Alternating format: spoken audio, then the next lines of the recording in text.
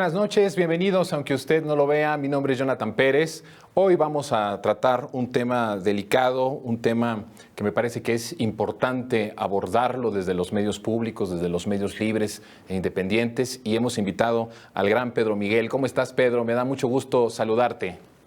Querido Jonathan, buen día. A mí también me da mucho gusto y lamento no haber podido estar en presencia, pero aquí estamos. Ahí estamos, Pedro Miguel. El tema es un tema muy amplio y no tenemos tanto tiempo, pero me gustaría que vayamos entendiendo el origen de la violencia a los periodistas en nuestro país. Me parece a mí que hay un quiebre importante con respecto a derechos humanos, con respecto a desapariciones, a ejecuciones extrajudiciales, a tortura. Están los indicativos, las cifras, a partir de la guerra que Calderón desata en nuestro país. Hay esta explosión en diferentes partes del país en donde prácticamente había gobiernos paralelos. Si el mismo Felipe Calderón, que a mi parecer es uno de los narcopresidentes de este país, tenía como secretario de Seguridad a un narco que ahora está enjuiciado en Estados Unidos, bueno, se fueron creando, a mi punto de vista, Pedro, en todos los estados de la República y municipios, gobiernos paralelos en donde no había ninguna diferencia, ninguna línea divisoria entre el crimen organizado y el poder político. Y creo que es importante analizarlo a la profundidad lo que sucede para entender cuál es la situación en la que estamos en nuestro país en estos momentos con la violencia a los periodistas. ¿Cuál es tu punto de vista y tu análisis de la violencia en contra de los periodistas? ¿Por qué se mata a periodistas en nuestro país? ¿Por qué se persigue a periodistas en nuestro país? Es la eclosión de violencia. En esta circunstancia no hay, creo yo, un factor específico, gremial. Mira, y creo que hay que agregar un factor a lo que tú señalabas. Yo estoy de acuerdo en que el país se ve hundido en la inseguridad, en la violencia, en la delincuencia, en la ilegalidad a raíz de la llegada de Felipe Calderón a la presidencia, que es una llegada violenta, ilegal y delictiva. Bueno, pero hay algo atrás, Jonathan, que es el factor del narcoestado. Yo insisto en que el principal detonador de violencias, de inseguridad y de amenazas a la vida de muchas y de muchos es el narcoestado. Y lo tenemos muy cerca, por desgracia, lo tenemos pasando el río Bravo, ahí tienes el narcoestado. Felipe Calderón no se manda solo. Felipe Calderón es una marioneta, es impuesto en Los Pinos con la ayuda del embajador Tony Garza. Esto está documentado. Tony Garza se jacta de que él va a coordinar la transición entre Fox y Calderón. Y en su guerra, bueno, pues digamos, el acto inaugural, después de lo de Michoacán, es la firma de la Iniciativa Mérida, y luego viene Receptor Abierto, y luego viene Rápido y Furioso, y luego nos enteramos que la DEA le está lavando dinero al Chapo. ¿Así? Esto es un hecho real, comprobado, con el pretexto de que está persiguiendo capitales, ¿no? Así como dijeron que mandaban armas para seguirle la pista a las armas. Bueno, y me parece que esto es inseparable, porque fíjate, hace unos días el embajador de Estados Unidos, el embajador Ken Salazar, se indignaba y se lamentaba por el asesinato, desde luego indignante y lamentable, de colegas. Y yo me diría, bueno, embajador Salazar, ¿sabemos si en los asesinatos de periodistas ocurridos este año han estado involucradas armas que llegaron al país enviadas por su gobierno, por medio de Rápido y Furioso? Estamos indignados por la impunidad, y ¿sabe usted que el principal sospechoso de ser el autor intelectual del asesinato de mi compañero Javier Valdés, corresponsal de La Jornada en Sinaloa en 2017, ese principal sospechoso, que es el Minilic, está en Estados Unidos en calidad de testigo protegido y que Estados Unidos no lo extradita a México? Me parece que son preguntas inevitables, porque luego tenemos think tanks y organizaciones financiadas solapada o abiertamente por Estados Unidos, indignándose por los asesinatos de periodistas. Esto es una gran hipocresía. Señalo este elemento de contexto y paso a lo siguiente, que es, hay asesinatos de periodistas, porque los periodistas pueden representar una amenaza a los asesinos, a los delincuentes, a los estamentos del crimen organizado. Y esto ocurre, creo que es muy importante señalarlo, esto no ocurre de manera generalizada en el país. Esto ocurre en entornos muy puntuales en donde la delincuencia organizada todavía conserva mucho poder. Y esa delincuencia organizada a veces está entretejida con presidencias municipales y hemos sospechado que hasta con gobernadores en el pasado reciente. El caso de Javier Duarte, por ejemplo, ¿no? Cuando asesinan a periodistas veracruzanos aquí en México, ¿no? En la Ciudad de México. Pues, ¿qué es esto? ¿Quién manda esos asesinatos? Periodistas que estaban exiliados, por así decirlo, de Veracruz, porque estaban siendo perseguidos. Bueno, en estos casos me parece que hay una reacción criminal a la posibilidad de que se descubran actividades delictivas. Pero también creo que hay un narcoperiodismo. Esto existe desde, por lo menos desde tiempos de Salinas ya se sabía. Jorge Carpizo, cuando fue procurador, dio a conocer una lista de narcoperiodistas. Y bueno, es decir, periodistas que trabajan para una instancia delictiva y que son victimados por los rivales, ¿no? Pero ni siquiera se necesita estar involucrado, ¿no? Yo menciono el caso de un reportero de deportes en el norte del país que cubre un partido de béisbol, cubre que gana uno de los dos equipos, porque en todo partido tiene que ganar uno de los equipos, y el equipo perdedor es propiedad de un delincuente. Y ese delincuente se enoja con el periodista y le dice: oye, trataste muy mal a mi equipo. La próxima vez no lo hagas. Ese periodista de deportes, que no está metido en nada, está condenado a muerte en ese momento. Porque si el equipo que perdió vuelve a perder, lo van a matar. Y él lo dice. Y si no lo dice, entonces el dueño del equipo rival, que posiblemente también es otro capo, pues lo va a mandar a matar.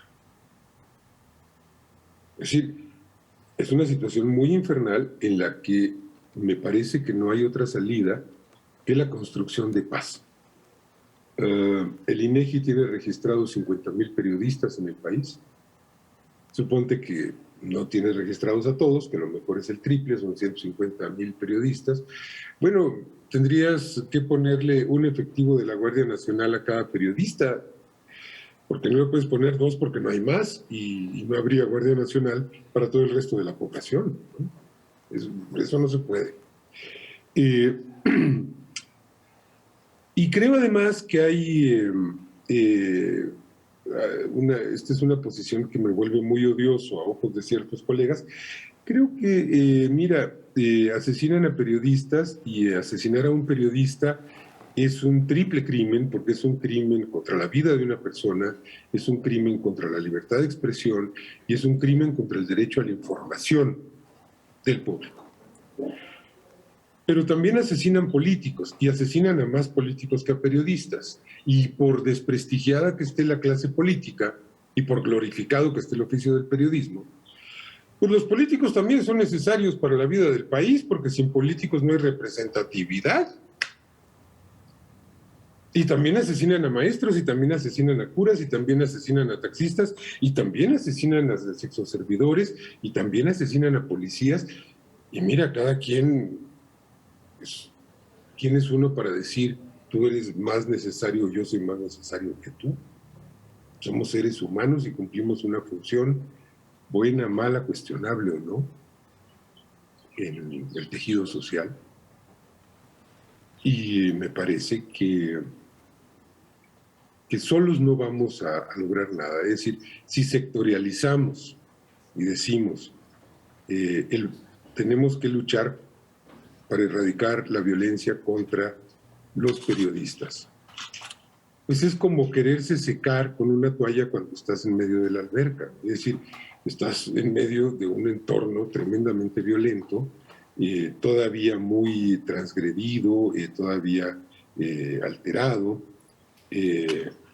y creo que no hay una solución particular, sino una solución general, que es combatir las causas profundas de la descomposición social, de la inseguridad, de la violencia, que son económicas, sociales, políticas, y que tienen que ver con la imposición en México, más allá de Calderón, del modelo neoliberal, que convirtió a la economía que convirtió a la delincuencia en un sector de la economía.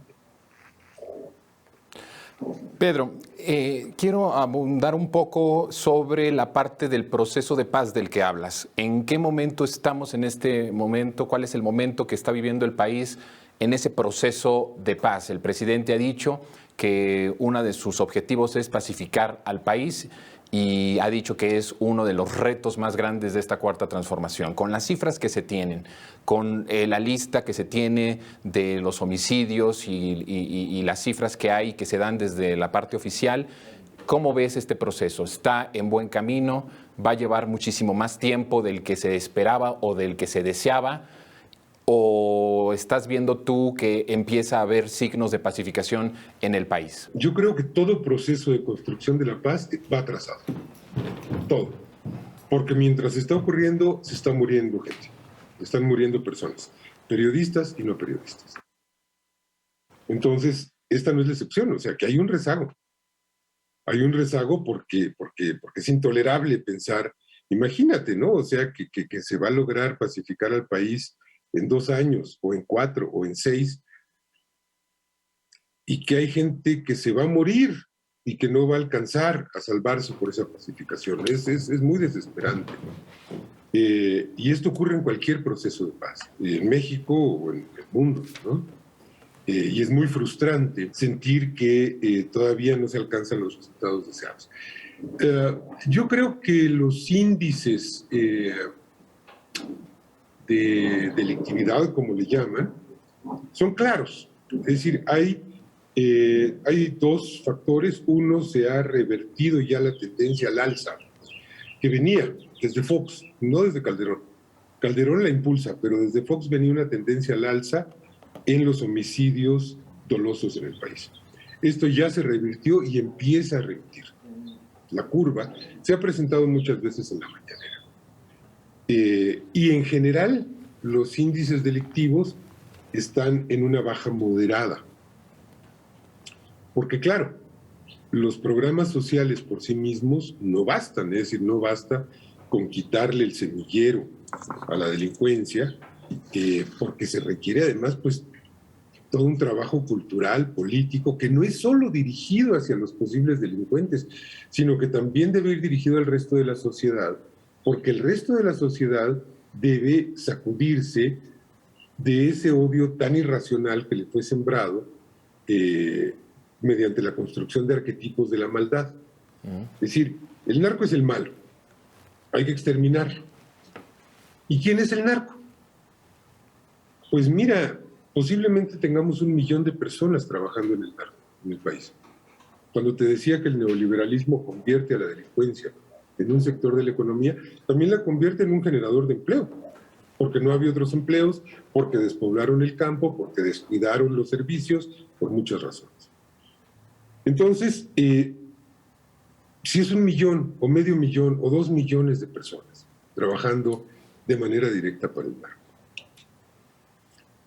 ¿quiénes son? ¿Son todos asesinos? ¿Son todos sicarios? ¿Son todos matones? ¿Son todos pozoleros? No. La gran mayoría de ese universo poblacional, cuyas dimensiones podemos imaginar pero no conocer, pues son buenas personas, son campesinos, sembradores. marihuaneros, amapoleros. Son niños. Los halconcitos son niños. Bueno, hay que tenerle como mucha fe a la maldad innata de las personas para asumir que pues, en esos niños está concentrada la maldad. Son amas de casa, son abuelitas, son estudiantes, son señoras que tienen una narcotiendita para completar el gasto. Entonces, yo creo que tenemos que desactivar y desarticular ese pensamiento de que la delincuencia es el mal. No, espérate, o sea, el mal está más difuso o tal vez no está en ese lugar, tal vez está más concentrada en los que fueron secretarios de Hacienda, que dictaron políticas económicas que nos generaron esto, que en una narcotiendita. Claro. ¿No? Claro. Dos cosas, el tiempo se nos está terminando, pero hay dos cosas que quiero tratar contigo todavía y ojalá y pueda ser lo más rápido y conciso, Pedro. A ver, hay una narrativa en medios de comunicación, en el bloque de derecha, de que AMLO con su discurso abona la violencia en contra de los periodistas. A mi punto de vista, es un frente en contra del poder mediático hegemónico, que de nada tiene de periodista, por supuesto, sino solo intereses económicos. Pero quiero saber tu punto de vista. Y el otro, ahora que estás hablando de la vida, que estás hablando del ser humano, que estás hablando de quiénes son los que participan en el crimen organizado, la gran polémica que se despertó a raíz del presidente, del que dijo, tenemos que cuidar la vida. Quiero que también nos puntualices sobre esto. ¿Cuidar la vida de todos los seres humanos es un desliz del presidente? ¿Es una equivocación? ¿Está mal? ¿O es congruente con la política de bienestar y con lo que ha hablado de la pacificación y del humanismo que ha dicho el presidente desde el inicio? Estas dos cosas, Pedro. La vida es el bien supremo que tenemos. Si la perdemos, ya no hay forma de resolver las cosas. Y si nos matamos unos a otros, pues no hay forma de resolver nada. En el cementerio no puedes resolver, ni gestionar, ni tramitar nada.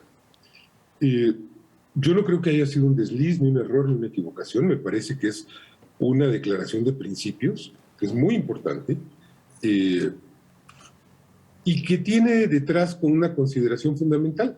Y es que si no partimos de la base de que en su inmensa mayoría los victimarios fueron a su vez víctimas y son producto de un enorme atropello social, entonces no vamos a entender nada. Por eso hay una estrategia nacional de paz y seguridad que se plantea recuperar la humanidad de los delincuentes, porque no son animales, no son bestias, son seres humanos.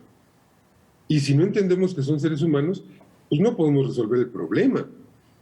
Porque, y si son seres humanos, entonces tienen derecho a la vida, por abominables que sean, ¿eh? Por abominables que sean las cosas que hayan hecho, los crímenes que hayan cometido. Bueno, yo creo que para México uno de los grandes motivos de orgullo mundial es estar ya del lado de la civilización en la lista de países que prescinden de la pena de muerte. Uh-huh.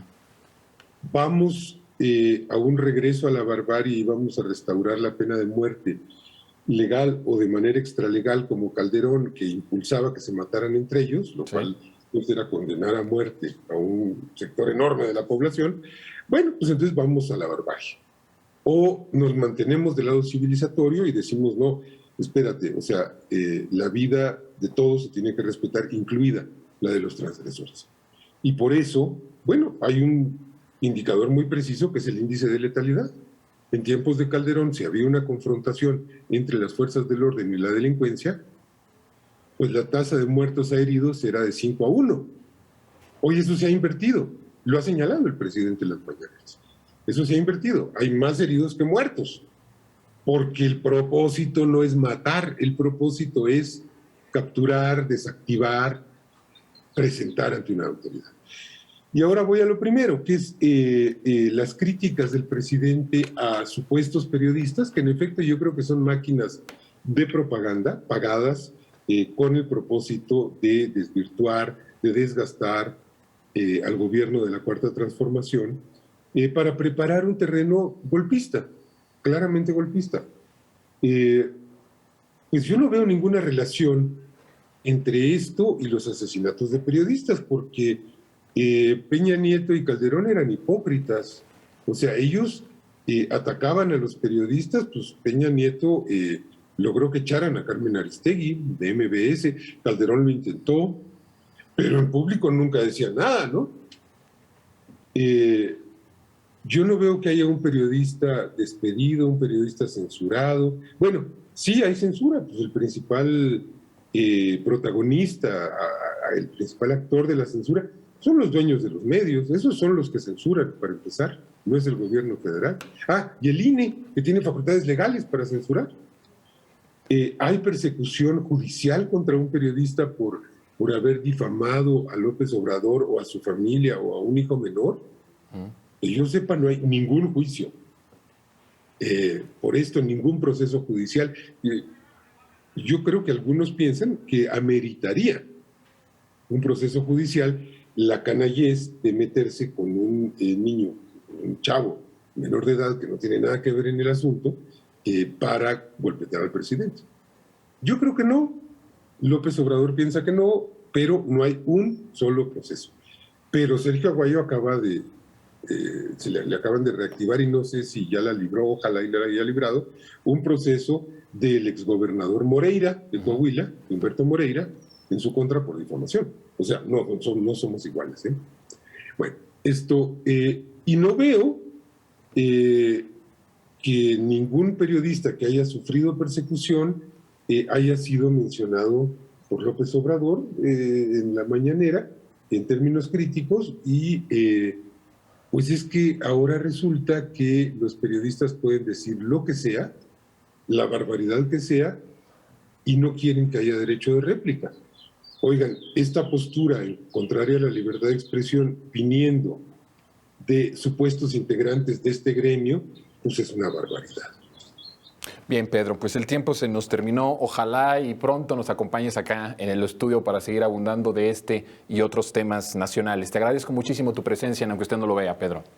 Jonathan, muchas gracias, un abrazo y pronto nos vemos. Un abrazo. Nosotros vamos a ir a un informe y tenemos nuestra mesa de análisis. No se vayan. La violencia contra periodistas es una problemática mundial que viola tanto el derecho a la libre expresión como los derechos de las personas a buscar y recibir información. Los países más peligrosos para ejercer el periodismo son China, Egipto, Irak, Irán, Libia, Arabia Saudita, Cuba, Corea del Norte y Vietnam, en los cuales impera la censura. Los periodistas se enfrentan a monopolios mediáticos, restricciones, leyes represivas, hostigamiento, espionaje, agresiones y amenazas. En cuanto a muertes de periodistas por riesgos contextuales de los países, como la guerra, la región de los Estados Árabes es la más mortífera, registrando 30% de los fallecimientos de todo el mundo, seguida de América Latina y el Caribe con el 26%, y Asia y el Pacífico con el 24%. La situación es terrible porque los periodistas están amenazados como nunca antes. Hay cifras récord de periodistas encarcelados. La libertad de prensa está en retroceso en casi todas partes. El relator especial para la libertad de expresión de la Comisión Interamericana de Derechos Humanos llamó al Estado mexicano a implementar medidas urgentes de protección frente al grave contexto de violencia y asesinatos de periodistas en el país. Estamos hablando del país donde se registran más asesinatos de periodistas en la región. El problema está peor hoy que nunca. Está peor ahora que nunca. No es así. Hay una diferencia fundamental. Estos no son crímenes de Estado. La diferencia de antes, en todos estos homicidios ya hay detenidos, no hay impunidad.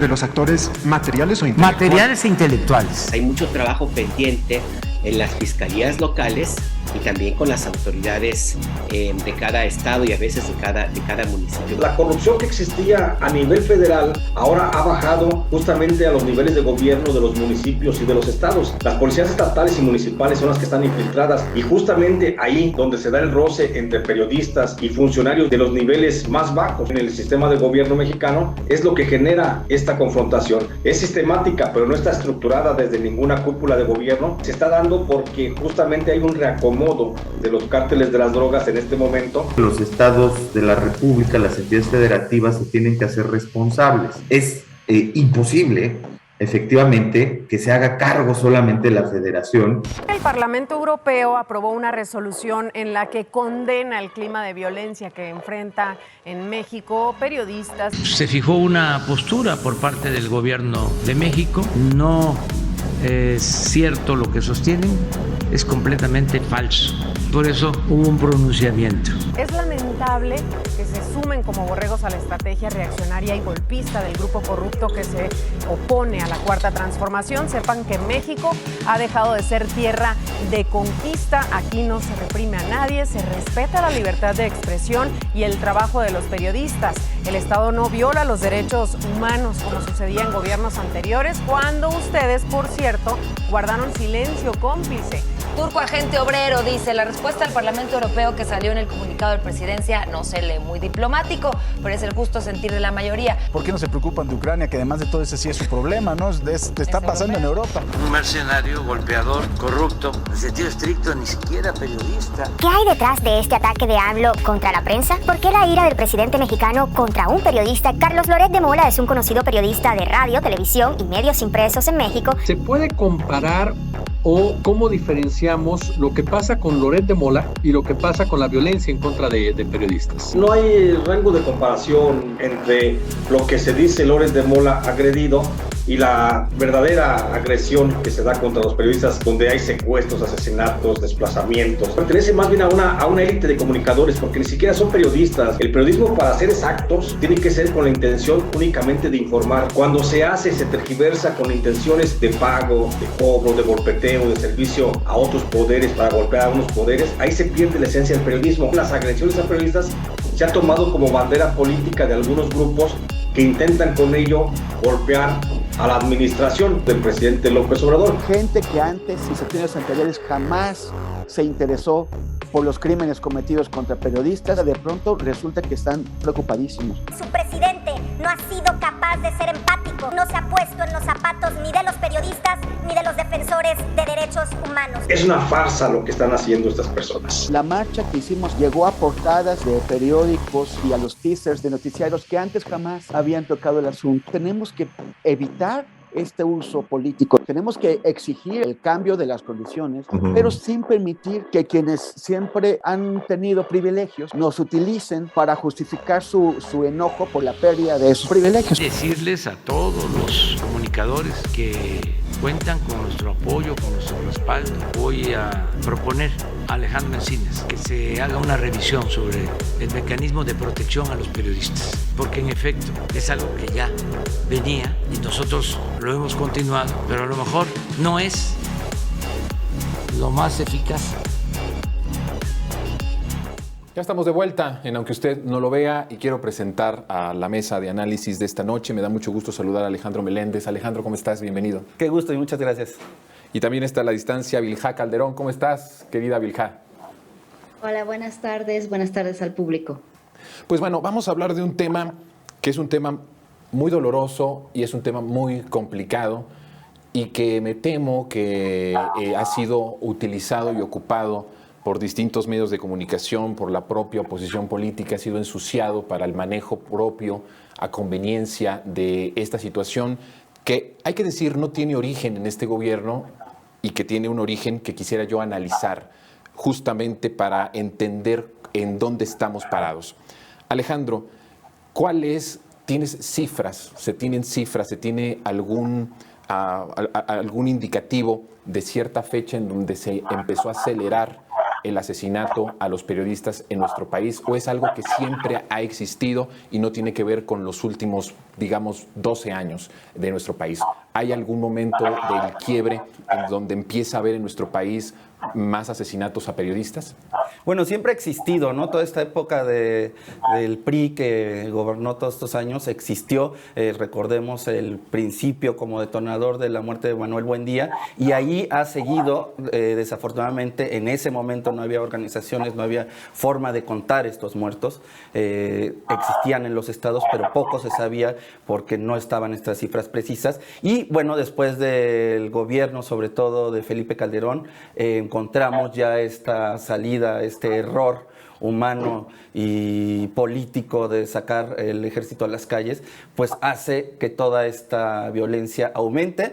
Y también recordemos que desde Manuel Buendía y momentos desde el Carlos Salinas de Gortari, el que se empiece a hacer todos estos programas extractivistas en los estados donde llegaron todas estas empresas neoliberales, siempre hay una historia contada de un periodista asesinado que estaba contando algo sobre estas extracciones, sobre esta criminalización y matanza a los pueblos indígenas sobre todo, donde el periodista que acompaña esas luchas es asesinado. Entonces todo este cúmulo es el que tiene las cifras que hasta ahorita se sigue continuando en México. Vilja, una especie de alianza o de gobiernos paralelos en muchas regiones del país en donde el cacique en turno tiene el control a lo mejor del negocio de trata de personas o de la distribución de drogas y de diferentes ilícitos y está gobernando junto con lo que viene siendo el crimen organizado. ¿Cuál es tu apreciación de lo que está sucediendo con el asesinato de periodistas en ciertas regiones de nuestro país? Para mí creo que es muy importante siempre recalcar que los crímenes contra los periodistas no se limitan a unas regiones o a unos países nada más o a unas cuantas situaciones que suceden, por ejemplo, que haya guerra, por ejemplo, que haya elecciones, ahora que vemos en Colombia, por ejemplo, que va a haber elecciones y entonces hay un surgimiento de violencia contra los periodistas, contra los informadores. De entrada, el trabajo de los periodistas es un trabajo que está en constante tensión con el poder, siempre lo va a estar. Y entonces es normal no es normal que haya violencia, pero es normal que haya esta tensión y que bajo esta tensión trabajen los periodistas porque siempre están cuestionando al poder, siempre le están pidiendo cuentas. Ahora, cuando se pone esta tensión de cuestionamiento hacia el poder en un país como México, cuyo Estado ha sido erosionado en sus bases, la autoridad local, los caciques, los empresarios, son quienes toman decisiones, es esta élite, esta nata del 1% que tenía el poder por tanto tiempo y a la par de la erosión del Estado, es mucho más probable la violencia hacia los periodistas porque hay impunidad, porque no hay un sistema de justicia que lleve a juicio los actos de violencia o de intimidación hacia los periodistas. Y más aún hay una erosión también de los medios, de los medios como una institución. Entonces, cuando los medios, los grandes medios, los que publican la realidad del país supuestamente,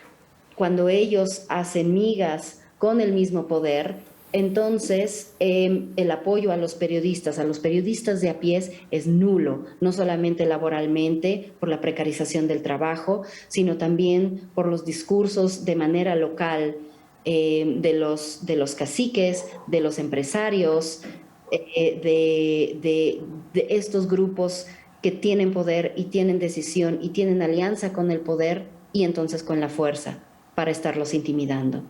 ¿Encuentras, Vilja, quiero quedarme contigo, ahorita voy con Alejandro, pero quiero aprovechar esta parte, ¿encuentras un paralelismo entre lo que está sucediendo en zona de conflicto, tú que viviste mucho tiempo y estuviste como corresponsal en zonas de conflicto, de cómo se ejerce la violencia del Estado en contra de los periodistas? ¿Hay un paralelismo con lo que está pasando en México? ¿Cuáles son las diferencias, si es que hay diferencias entre una y otra?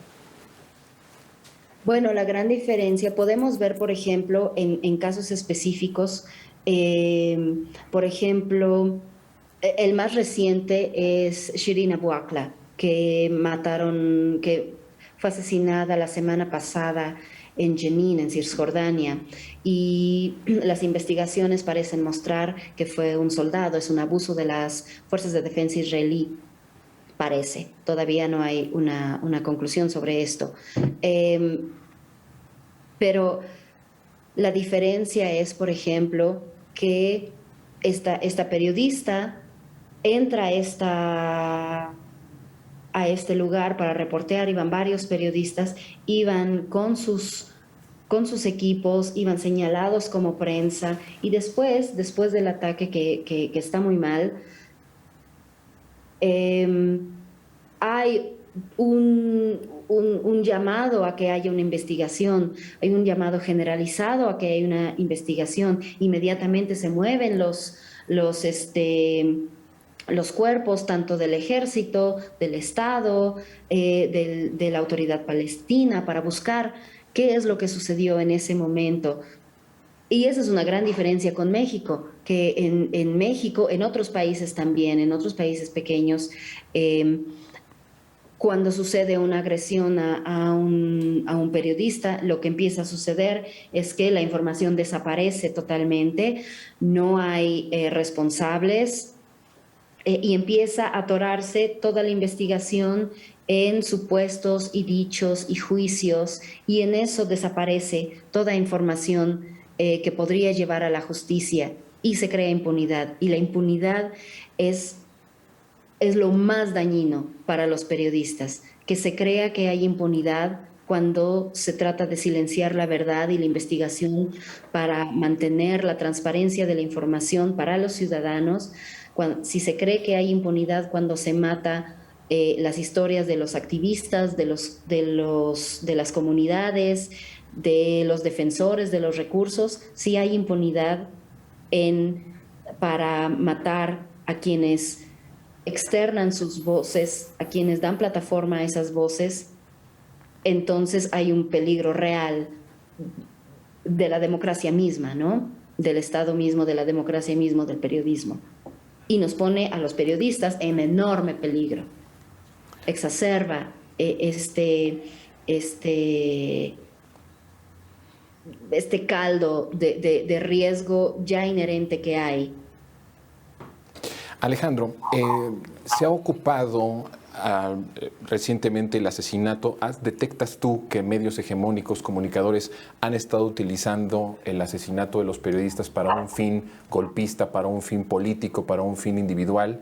¿Detectas que ha habido este trabajo o sientes que es legítimo lo que los comunicadores y los medios de comunicación, que como lo decía Temoris en el corte, nunca tenían en sus primeras planas o les importaba? Yo me acuerdo muchísimo, y cuento rápidamente la anécdota, porque me acuerdo que hace unos años un corresponsal del Estado de México de Reforma estaba cubriendo un tema en ese momento importante y fue amenazado y ejercieron violencia en contra de él. Cuando yo lo entrevisté y le platiqué, oye, ¿por qué no has hecho la denuncia en tu periódico? Él literalmente me dijo, Reforma no permite que nosotros seamos noticia y no permite que nosotros hagamos este tipo de denuncias, aunque sean violencia en contra de nosotros mismos. Ahora vemos que sí se les da espacio. ¿Sientes que hay un cierto oportunismo de los medios hegemónicos de comunicación a la lucha verdaderamente digna de periodistas de a pie, de periodistas independientes que están ahí apoyando, que están denunciando, que están movilizándose para exigir mayor protección a los periodistas? ¿Cómo lo has visto tú desde el punto de organización, de protección y de acompañamiento a muchos casos de periodistas asesinados o amenazados? Sí, este caso de Reforma, que yo creo que es uno de los peores periódicos con trato laboral.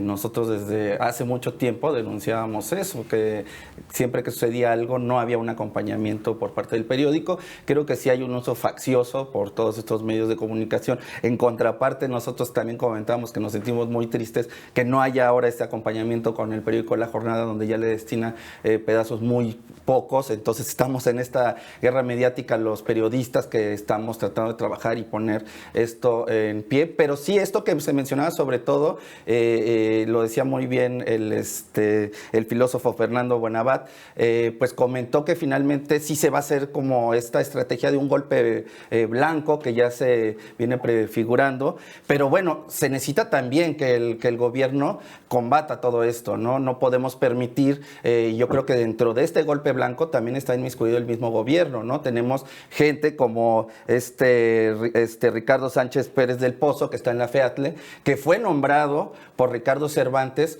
un priista de cepa, dejó que es entre priista panista y sigue estando en la FEATLE. Entonces, si el mismo gobierno, y creo que lo que ha hecho muy bien Alejandro Encinas, el subsecretario, y Rosa Isela Rodríguez, es hacer su trabajo, pero no pueden hacer su trabajo si estas autoridades, si este régimen, sobre todo de fiscalías, y el fiscal, con todo respeto, Alejandro Gertz Manero, que no hace nada, pues no podemos combatir esta cuestión. Entonces yo creo que si queremos también combatir este golpe blanco, necesitamos que el mismo gobierno ponga orden adentro y saque sobre todo a estas personas que vienen del viejo régimen y que no permiten que se haga ninguna investigación, porque o sea, eso les sirve a ellos para hacer esto. Hay estructuras del viejo régimen todavía en algunos espacios. Sí. Que se dedican justamente a la investigación. Sí, las fiscalías, lo que te decía de la FEATLE, pues es un caso en el de nosotros nos metimos en la Narvarte, por alguien de adentro nos dijeron no van a investigar porque están cambiando sistemáticamente a las personas que investigan para hacer un hecho dilatorio, y bueno, estas personas siguen. Pasó el sexenio y siguen. Entonces, eso es donde estamos atorados en las fiscalías.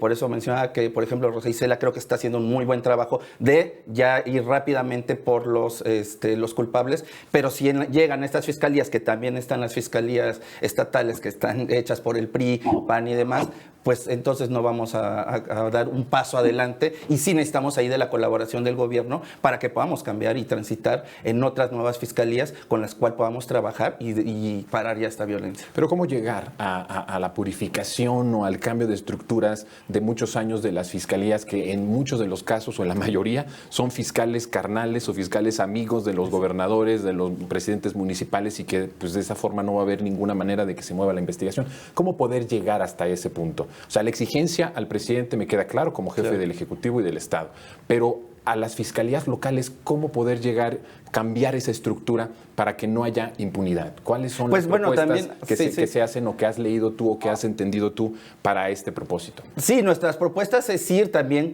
y hemos ido con los gobiernos estatales para pedir que también ya se cambien. Vemos que en estos gobiernos, sobre todo de derecha, es más difícil hacerlo, ¿no? Porque ya traen esta transición en donde si cambias a uno de estos fiscales, pues esto desata no solamente lo de los periodistas, sino muchas cosas atrás. Entonces ahí es donde estamos metidos. La misma Fiscalía de la Ciudad de México, bueno, ha tratado de hacer una limpia, creo que es de la que mejor ha trabajado en hacer esta limpia, pero aún así seguimos enquistados con muchos policías que le pertenecían, por ejemplo, a Mancera, que es el caso de la Narvarte. Muchos de los que están en la investigación y que escondieron todo siguen ahí. Entonces es ahí donde no nos hemos podido dar el paso adelante, porque son las fiscalías con los ministerios públicos y toda esta estructura. Entonces creo que ahí, en lugar de vernos al Estado como un enemigo y atacarnos, es ver cómo podemos ir trabajando para lograr sacar estas fiscalías, porque si no, lo que han dicho, esta impunidad, pues va a seguir haciendo que asesinen a más periodistas. Mirja, ¿cuál es tu lectura sobre esto que estamos platicando? Yo creo que es cierto que el Estado es un gran promotor de la violencia contra los periodistas, pero además sucede que esa violencia viene a partir de la burocratización misma, ¿no? La censura, la amenaza burocrática, es más frecuente cada vez el usar, como dice Alejandro, a través de las fiscalías, el bloquear la información es una medida de impedir el trabajo de los periodistas, pero también de amenazar a los mismos periodistas, ¿no? Gente con poder, gente con recursos puede demandar a los medios de manera general o de manera individual, y eso amenaza el sustento de los periodistas, y no hay mucho apoyo de los mismos medios hacia los periodistas, ¿no? Que es el caso de lo que dicen de Reforma, ¿no? Hubo una amenaza hacia este periodista, y Reforma, la manera como ellos responden es, bueno, nosotros no lo podemos ayudar porque el reportero no puede ser la historia. Y entonces dejando a un reportero totalmente a su suerte, y esta precarización del trabajo creo que es muy importante, es un tema básico para entender la violencia contra los periodistas en México. uno de los datos globales es que 1 de cada 10 periodistas asesinados, de todos ellos, solo 1 termina en una persecución exitosa de los perpetradores. Y en el caso de México, lo grave es que pocos de esos casos llegan a ser investigados del todo y llevados a juicio. Y peor aún, como ha mencionado Temoris Greco en sus libros sobre este mismo tema, es que no solamente no se llega a juicio con los culpables de los asesinatos, sino que solo llegan los asesinos en sí, no los autores intelectuales, no los beneficiados de que desaparezca este reportero o que haya amenazas o intimidación hacia estos reporteros. Y bueno, de manera global, si bien el factor de riesgo para los periodistas son las situaciones de guerra, otros factores que han permitido que la violencia contra la prensa se expanda es esta precarización del trabajo, ¿no? Los medios locales no ofrecen protección ni entrenamiento para los periodistas, ni los medios nacionales, y en realidad tampoco los internacionales en buena medida. Si los internacionales se pueden ahorrar el darle un seguro a un periodista o a un productor local, bien lo hacen, y no hay seguros para las familias. En un lugar como México tendría que ser obligatorio que los periodistas locales que trabajan en zonas difíciles tuvieran un seguro que protegiera a sus familias si llega a ocurrir algo, ¿no?, contra ellos. Entonces, claro, los periodistas no pueden hacer el trabajo que tienen que hacer si todo el tiempo están temerosos por sus familias. La otra gran problemática, creo yo, es el desprestigio del periodismo a causa de la mercantilización de la información como producto, ¿no?, que son los clics. La información vale como un clic. No importa lo que dice esa nota, no importa lo que dice esa noticia, no importa el análisis que haya detrás de ella, lo que importa es un clic. Y hay una severa falta de conocimiento sobre lo que es el periodismo para el público, cómo se hace y bajo qué condiciones llega el periodismo hacia ellos, ¿no? Para que ellos tomen decisiones, para que un ciudadano normal tome decisiones sobre su vida, el corto o largo plazo de su vida, como son elecciones, como son referéndums. La realidad es que a partir del periodismo la gente toma algunas decisiones, y si esa información está hecha nada más para hacer clics y para hacer los clientes, que es el clickbait, los hace clientes, no público, no un público que analiza la información y se crea una opinión sobre lo que está sucediendo. Eso ha dañado mucho al periodismo, porque la gente no tiene confianza en los medios de información, y entonces tampoco se interesa cuando el periodismo es amenazado o matado, en el peor de los casos. Eso es importante lo que dices, Vilja. El tiempo se nos está terminando, Alejandro. Yo quisiera una conclusión rápida con respecto al tema. Decías tú que de alguna forma el Estado siente que los periodistas son enemigos. ¿Tú crees que el Estado, en un país presidencialista, con un sistema presidencialista, no de ahora, sino de una tradición de muchos años, de muchas décadas atrás, sientes que esa figura de presidencialista actual sigue siendo amenazante para la prensa independiente? A mí me parece, en mi punto de vista, es que el presidente ejerce un derecho de réplica a los poderes económicos que controlan las grandes corporaciones mediáticas. Pero como tal, ¿tú sientes que un periodista de a pie o un periodista independiente como tú, como yo, como Vilja, están amenazados por ese poder presidencial o presidencialista, como sí lo estaba en el pasado, en donde abiertamente había espionaje, había persecución, había presos, había asesinatos que se ordenaban desde el poder presidencialista o desde el poder presidencial? ¿Sientes que hay una intimidación de esas magnitudes como en el pasado?